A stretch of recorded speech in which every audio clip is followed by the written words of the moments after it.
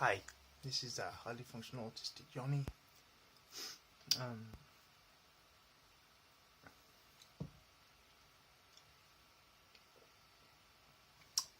This will be my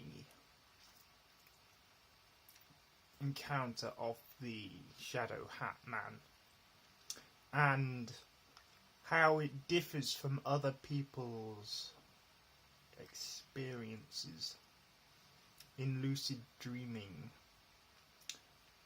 where you're not quite awake but you're not quite asleep.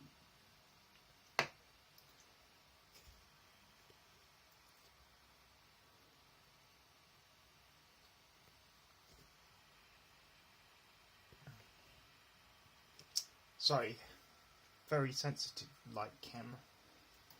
Countless energetic forms, entities, and beings that we simply can't see because they are of a different frequency. Shadow people, Hat Man, Hat people, are these beings sharing our dimensional space. But what kind of makes them different is that they're able to sort of turn that dial on their frequency radio, if you will, and turn it to such a degree that they can appear in our space. They can pop into our room, or they can make themselves known in a corner of our room. All of a sudden, we're seeing a person standing there. Not just that, we're feeling them. So many people report feeling struck with this terrible fear and being overwhelmed by this terrible fear. And the shadow people seem to kind of feed off of that. And that's because that's exactly what they're doing. Shadow people, in terms of their energetic signature, feel to us in our human body like anger, like terror, like fear, like horror. It's this intense feeling of abject fright. And here's the thing with my experience. It happened at a time when my mental and physical state was at its peak. At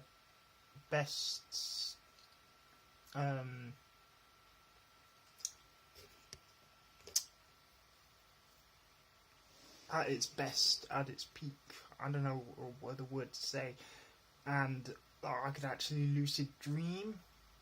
But unlike people who see the Hat Man have fear, I never had that. And most people who see Hat Man, they're in a catatonic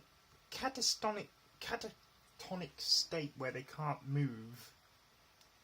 That wasn't the case for me. I saw it. I could move pretty well, and I think I gave it some concern because I looked straight at it and I thought it was my neighbour in a hat or something. And this was when I was at uni, and I thought it was my dorm mate down the road, down the hall, and I said, "Lucas, is that you?" And no, I said, "Breno, is that you?" And I pointed to it, and it seemed to slowly hover out of my room into the hallway and disappeared.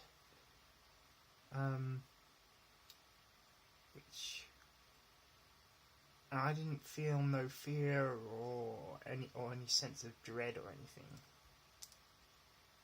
So, am I the first person ever to do that? Encounter with the Hat Man?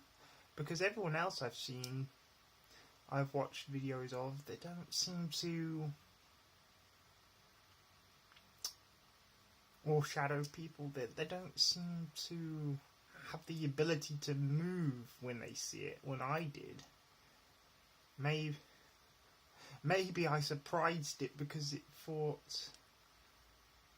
never encountered anything like I did. Just some thoughts. Whoops. it's not just that this is our reaction to them, it's that that's what they feel like.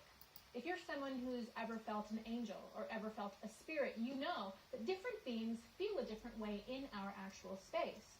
Likewise, shadow people feel like fear. So it's not so much how they feel energetically, it's more about how we catch ourselves in that moment and turn it around on them. Because if they can get a heightened sense of fear out of us, they actually assimilate that fear into their energetic structure, because that's what they're made of.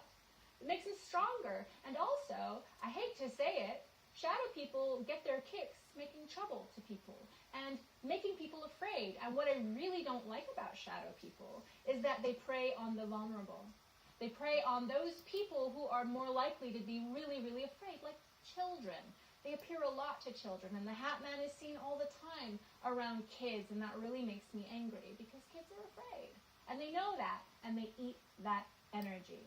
So what do we do with shadow people? If you're somebody out there who has had an encounter and the last thing you want in your life is to ever have another one, or if you're somebody who just doesn't want to ever encounter these beings, how can you protect yourself? Nah, I never saw it again after that. That was 2014, so it's been 4 years? I only ever saw it once. It's a creepy ass lucid dreams, but nothing like...